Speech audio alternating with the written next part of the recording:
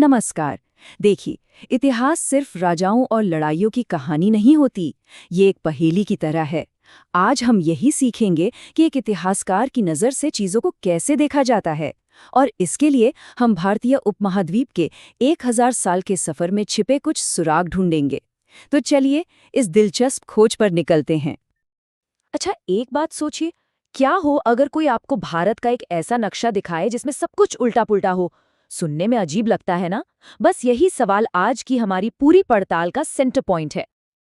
अब जरा स्क्रीन पर देखिए, एक ही जगह के दो नक्शे हैं पर कितने अलग।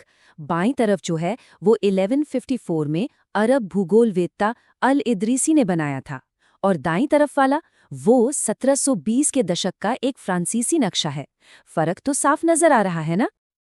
तो इस पहेली को सुलझाने के लिए हम एक जासूस की तरह आगे बढ़ेंगे। सबसे पहले इन नक्शों को देखेंगे, फिर ये समझेंगे कि कैसे शब्द भी समय के साथ अपना मतलब बदल लेते हैं। उसके बाद हम देखेंगे कि इतिहासकार सबूत कैसे जुटाते हैं, फिर उस दौर के बड़े बदलावों को समझेंगे, और आखिर में जानेंगे कि इतिहास को अलग-अलग हिस्सों में कैसे बांटा जाता है। चलिए, पड़ताल का पहला हिस्सा शुरू करते हैं। इन दो नक्शों के पीछे की कहानी क्या है, आइए जानते हैं। आप जरा इन नक्शों पर गौर कीजिए। अल इदरीसी के नक्शे में दक्षिण भारत वहां है जहां हम आज उत्तर भारत को देखते हैं, और श्रीलंका तो एक द्वीप की तरह सबसे ऊपर है। जगहों के नाम भी अरबी में लिखे हैं। वहीं दूसरी तरफ फ्रांसीसी नक्शा हमें बहुत जाना पहचाना लगता है, और इसमें कोस्टल एरियाज मतलब तटीय इलाके बहुत डिटेल में दिखाए गए हैं। तो असल में ये फर्क सिर्फ 600 साल बीत जाने का नहीं है। इन 600 सालों में नक्शे बनाने का जो विज्ञान था, जिसे हम कार्टोग्राफी कहते हैं, वो ही पूरी तरह बदल चुका था। मतलब सिर्फ नक्शे नहीं बदले, दुनिया को देखने का तरीका ही बदल गया था। तो हमने देखा कि नक्शे कैसे बदल सकते हैं, लेकिन क्या सिर्फ तस्वीरें बदलती हैं? अब सवाल ये उठता है कि क्या हमारे शब्द और उनके मतलब ये भी समय के साथ बदल जाते हैं? चलिए, हिंदुस्तान शब्द का उदाहरण लेते हैं। आज जब हम ये शब्द सुनते हैं तो हमारे दिमाग में फौरन आज के भारत की, एक मॉडर्न देश की तस्वीर आती है। पर क्या हमेशा से ऐसा था? बिल्कुल नहीं। 13वीं सदी में एक इतिहासकार थे मिन्हाज ए सिराज। उनके लिए हिंदुस्तान का मतलब सिर्फ पंजाब, हरियाणा और गंगा यमुना के बीच का इलाका था। फिर 16वीं सदी में बाबर आए। उन्होंने हिंदुस्तान शब्द का इस्तेमाल इस पूरे सब कॉन्टिनेंट के भूगोल, यहाँ के जीव जंतुओं और लोगों की संस्कृति को बताने के लिए किया। और आज तो इसका एक पॉलिटिकल, एक नेशनल मतलब है जो पहले कभी था ही नहीं। एक और छोटा सा उदाहरण है विदेशी शब्द का। पुराने जमाने में किसी गांव के लिए विदेशी मतलब कोई भी अजनबी जो उनके समाज का हिस्सा ना हो। लेकिन आज हमारे लिए इसका मतलब है कोई ऐसा व्यक्ति जो भारत का नागरिक ना हो। देखिए, मतलब कितना बदल गया। तो फिर इतिहासकार इन बदलते मतलबों और पुरानी बातों को समझते कैसे हैं? वो एक तरह से जासूस का काम करते हैं, जो अतीत में बिखरे सुरागों को खोजकर एक कहानी बनाते हैं। इतिहासकारों के लिए सबसे बड़े सुरागों में से एक होती हैं पांडुलिपियां, यानी मैन्यूस्क्रिप्ट्स। उस जमाने में प्रिंटिंग प्रेस तो होता नहीं था, तो जो लेखक या लिपिक होते थे वो हाथ से ही किताबों की नकल तैयार करते थे, जैसा कि इस तस्वीर में दिख रहा है। लेकिन हाथ से नकल करना कोई आसान काम नहीं था। नकल करते करते लिपिक अक्सर छोटे मोटे बदलाव कर देते थे।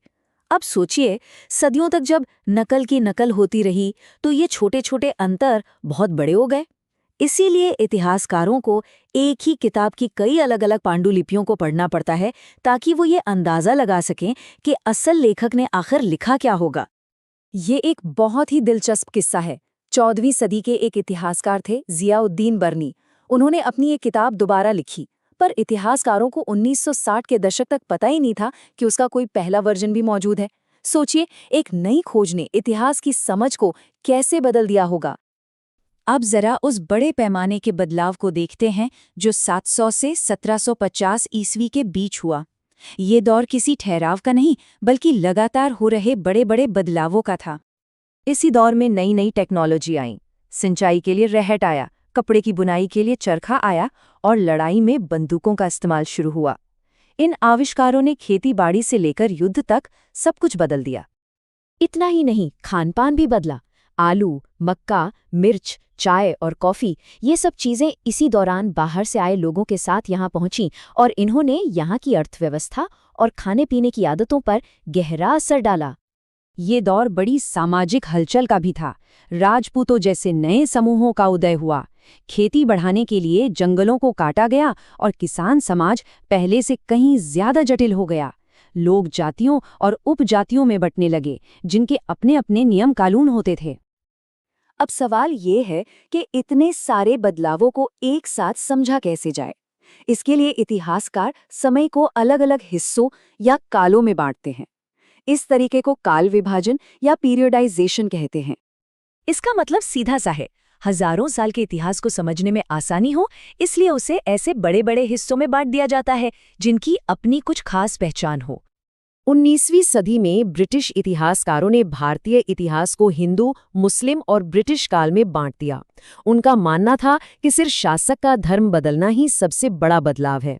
लेकिन आज ज्यादातर इतिहासकार इस बात से सहमत नहीं हैं। वो किसी भी दौर को समझने के लिए वहाँ के आर्थिक और सामाजिक हालातों पर ज्यादा ध्यान देते हैं। अक्सर ऐसा माना जाता है कि मध्यकाल यानी मेडिवल पीरियड एक पिछड़ा हुआ और ठहरा हुआ दौर था, पर जैसा कि हमने अभी देखा, ये सच नहीं है। असल में यह 1000 साल का दौर बड़े सामाजिक, आर्थिक और तकनीकी बदलावों से भरा हुआ था। तो आज की इस पूरी बातचीत का सबसे जरूरी पॉइंट क्या है? यही कि इतिहास सिर्फ कुछ तारीखों और घटनाओं की लिस्ट नहीं है। ये तो इंटरप्रिटेशन यानी व्याख्या करने का एक लगातार चलने वाला प्रोसेस है, जहां नए सबूत और नए नजरिए हमारी पुरानी समझ को हमेशा बदलते रहते हैं। तो अतीत को लेके हमारी समझ हमेशा बदलती रहती है, ये तो साफ है। और ये एक बहुत दिलचस्प सवाल भी खड़ा करता है। आज से सैकड़ों साल बाद जब भविष्य के इतिहासकार हमारे आज के ज़माने को देखेंगे, तो वो हमारे बारे में क्या सोचेंगे, क्या लिखेंगे?